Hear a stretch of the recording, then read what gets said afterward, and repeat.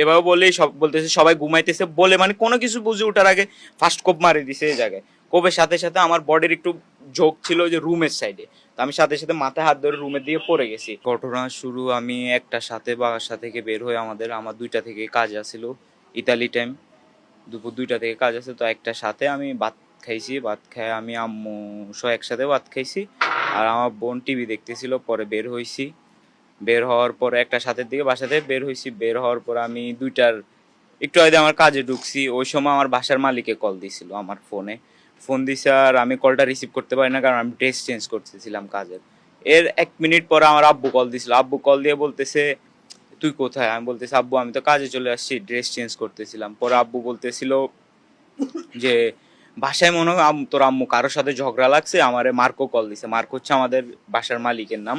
Marco call দিছে। আমি আম্মু কার সাথে ঝগড়া লাগবে? আর বলতেছে সম্ভবত মানে উপরের তালার ওদের সাথে ঝগড়া লাগছে। আব্বু এই জায়গায় একটু বুঝতে ভুল করছে।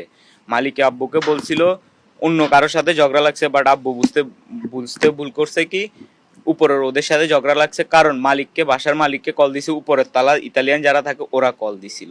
তো এই জায়গায় একটা ভুল করছে। আমি তো আম্মু অন্য কার সাথে ঝগড়া করবো, আম্মু কি ইতালিয়ান ভাষা পারে? আব্বু বলতে ওইটা থেকে। আমি বলছি আচ্ছা ঠিক আছে, তাড়াতাড়ি আপনার বাসায় যান, বাসায় যেয়ে দেখেন কি কি হয়েছে বা কার সাথে ঝগড়া লাগছে। ওইটা আব্বু আমার সাথে শেষ কথা বলছে 1:59। এরপরে আমি আব্বুরা আবার বলছি বাসায় গেলে জানাবেন আমার কি হয়েছে। এরপরে আর আব্বুরা আমি 2:30টার দিকে 3টার দিকে কয়েকবার কল দিছি, রিসিভ করে নাই। আম্মুরও কল দিছি, আম্মু রিসিভ করে নাই। এরপরে দিয়ে আপনার 4:30-5টার দিকে ওই খুনি আমার একটা মেসেজ দিছে, একটা অন্য নাম্বার থেকে মেসেজ দিছে। মেসেজ দিয়ে বলতেছে তোর আব্বু আম্মু ঝগড়া লাগছে আমার টাকা নিয়ে, ও নাকি আমার আব্বুর থেকে 16,75,000 টাকা পায়, এরকম বলে একটা অনেক বড় একটা চিঠি মেসেজ দিছে আমার হোয়াটসঅ্যাপে। তো আমি ওই সময় কাজে আমি আর সিন করতে পারি না, বাট আমি একবার দেখছি, জাস্ট একবার সংক্ষেপে দেখছি। আবার লাস্টে লিখে দিছি সম্ভবত ওনারা একজনের সাথে একজন ঝগড়া করে ফোন ভাঙি ফেলছে, আমারও ডাকছে, আমি আসছিলাম, আমার সামনে ফোন ভাঙি ফেলছে, এগুলো হাবি যাবে অনেক কিছু লিখছে। লেখার পরে দিয়ে আপনার শেষে লিখে দিছে ঠিক আছে তুই 9টা বাজে আসলে কল দিস, আমিও আসবো, আসি আমরা বসে এটা শেষ করুম, তোমার আব্বু আমার টাকা দিতে হইব, এগুলো বলে অনেক কিছু লিখছে। তো আমি আর সিন দিই নাই। শাহাদাত হোসেন। হ্যাঁ, তারপরে আমি আপনার 9টার দিকে কাজ শেষ করছি। 9টার দিকে কাজ শেষ করে আমি বাসার নিচে আসছি 9:23-24-এর দিকে। 9:23-24 দিকে বাসা আসার পরে দিয়ে আমার চাবি আসছিল বাসার। তো আমি নিচের গেট খুলছি, আমাদের 2টা গেট, আপনারা হয়তো ভিডিওতে দেখছেন, নিচের একটা গেট পর একটা মেন গেট, বাসার গেট। তো নিচের গেটটা খুলছি, খুলে আমি সিঁড়ি দিয়ে উঠছি উপরে। উঠার পরে আমি জাস্ট আমাদের মেন গেট যেটা, আমাদের বাসাটা হচ্ছে স্কোয়ার টাইপের, তো সব রুম এক সিরিয়াল আর একটা গলি, সামনাসামনি ওয়াশরুম আর পিছনে হচ্ছে কিচেন। তো আমি গেটটা খুলছি, গেটটা খোলার পর আমার হালকা খোলার পর আমার চোখ গেছে আম্মুদের রুম বরাবর, ওই রুমটা আটকানো, গেটটা আটকানো। আর আমার রুম আর আমাদের মেন গেটের রুমে বরাবর একবার সামনে একটা গলি, একবার বড় সামনে। তো আমি জাস্ট একটু খুলি, যখন একটু ফাঁকা হয়েছে আমি ঢুকছি ঘরে।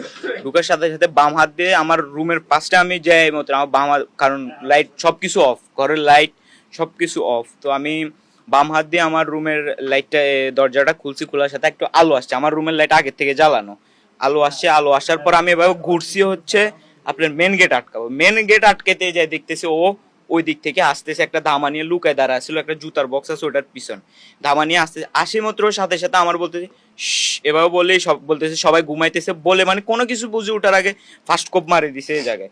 কোপের সাথে সাথে আমার বডির একটু ঝোঁক ছিল যে রুমের সাইডে, তো আমি সাথে সাথে মাথায় হাত ধরে রুমের দিকে পড়ে গেছি। পড়ে যাওয়ার আর আমার রুমের এই জায়গায় খাট, এই জায়গায় সোফা, একটা গ্যাপ আছে, ওই গ্যাপটার মধ্যে পড়ে গেছে। গ্যাপটার মধ্যে পড়ার পর ও ঢুকে গেছে সাথে সাথে, ঢুকে এবার এলো পাথারে শুধু কোপ দিতেছে। আর আমি শুধু ওরা ঠেকাইতেছি, যেমনে পারতেছি এমনি ঠেকাইতেছি। আর আমি ইতালিয়ান ভাষায় শুধু হেল্প করতেছি, চিল্লাইতেছি। এক পর্যায়ে 2-3 মিনিট ওরা আমি ঠেকাইছি, ও যেমনে পারতেছে অমনে কোপ দিতে। একবার ঠেকানোর পর আমি ওর ডান হাত ধরে ফেলছি ধামাসহ, এবার হাত ধরে ফেলছি। আর ওই যে ওর বাম পাটা আমার সোফার মধ্যে রাখে ও নিচ হয়ে কোপ দিতেছে, আর আমি তো পড়া অবস্থায়। তো আমি এবার শুধু ঠেকাইতেছি। পরে এক পর্যায়ে ওর হাত ধরে ফেলছে, হাত ধরে ওরা আমি এবার হাতটারে ঘুরাইছি, আর ধামাটা পড়ে গেছে। পড়া যাওয়া ও উল্টে পড়ে গেছে সোফাতে। পড়ে যাওয়ার পর ওরে আমি পাড়া দিয়ে, ওর পেটের উপর দিয়ে পাড়া দিয়ে দৌড় দিছি। ও আবার পিছন থেকে আমার গেঞ্জি টান দিছে। তো আমি ওই দিন জার্সি পরা ছিলাম, ব্রাজিলে একটা জার্সি পরা ছিলাম, জার্সির পিছনে রক্ত হয়ে জানেন ওই ভালো মতো দৌড়তে পারে। আমি যেমনে পারছি অমনে ওরে ছিঁড়ে পরে আমি সিঁড়ি দিয়ে দৌড় দিয়ে নামছি। ও এই যে পিছন দিয়ে আমার দৌড় দিয়ে নামছে, পরে আমি গেটের বাইরে যাই, আমাদের বাসার ডান সাইডে পড়ে গেছে, আর বাইরে কিছু লোকজন ছিল। আবার ওই সময় আমাদের বাসার একটা মেয়ে ঢুকতেছিল, ও আবার হচ্ছে ইতালিয়ান একজন পুলিশ, তো আমার সাথে সাথে বুকে জড়ায় ধরে ফেলছে। তো আমি ডান সাইডে পড়ে গেছি আর ও বাম সাইড দিয়ে দৌড় দিয়ে পালাই চলে গেছে। এটাই ওই দিনের ঘটনা।